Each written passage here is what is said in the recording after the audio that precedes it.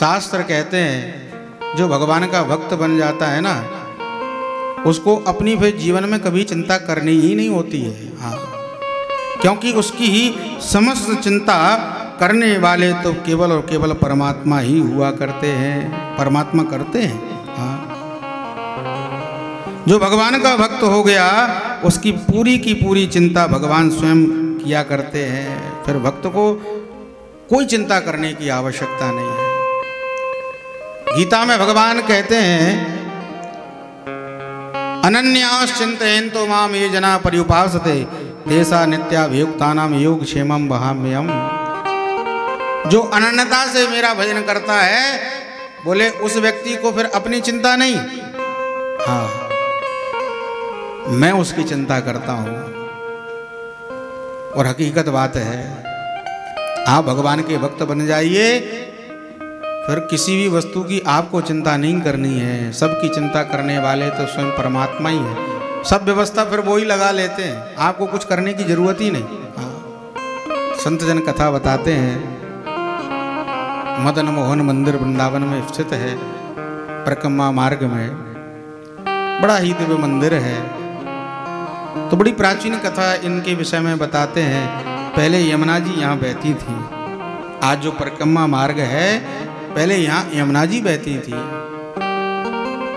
तो पहले साधन ज़्यादा थे नहीं, मोटर गाड़ियाँ थी नहीं, तो लोग नावों से भी यात्रा करते थे, नदियों के माध्यम से। दिल्ली की तरफ से जो लोग आते थे, मथुरा आगरा इत्यादि, तो वो नावों से आते थे।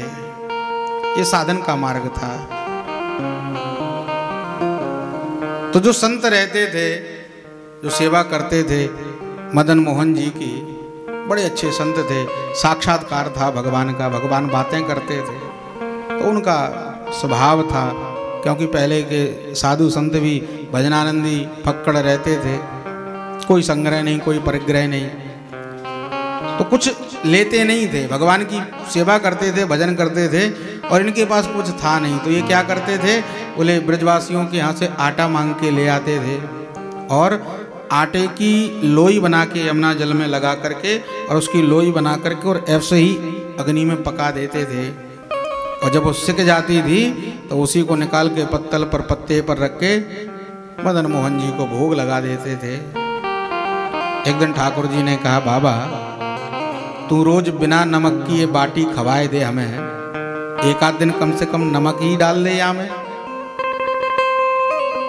या एक आध दिन कछु अच्छी चीज तो बना के भोग लगा दे हमारा। संत जी ने कहा, महाराज क्षमा करना, मैं वृंदावन आया हूं भजन करने के लिए। आज आप नमक मांग रहे हो, कल आप मालपुआ मांगोगे तो मैं कहां से लेके आऊंगा?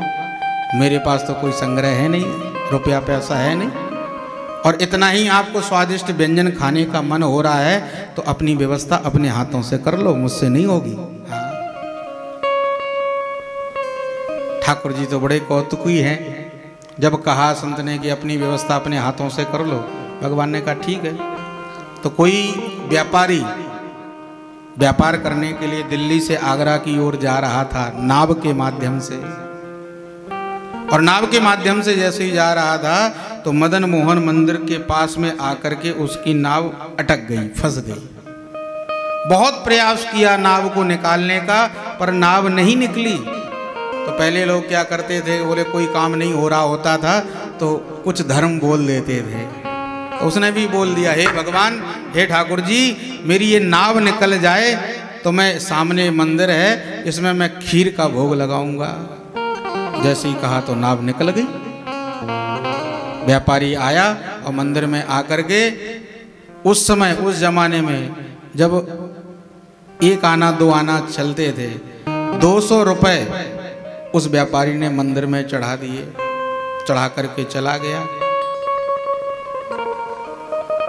शाम को संत जी ठाकुर जी की भोग लगाने के लिए, आरती करने के लिए आए, और जैसे ही देखा तो 200 रुपए दहली पर रखे हैं। मन में विचार किया, इतना पैसा कौन चढ़ा गया? यहाँ तो कोई आता नहीं है, कौन आया और इतना पैसा? तो ठाकुर जी से ही पूछ लिया, ठाकुर जी ये पैसा कौन चढ़ा के गया?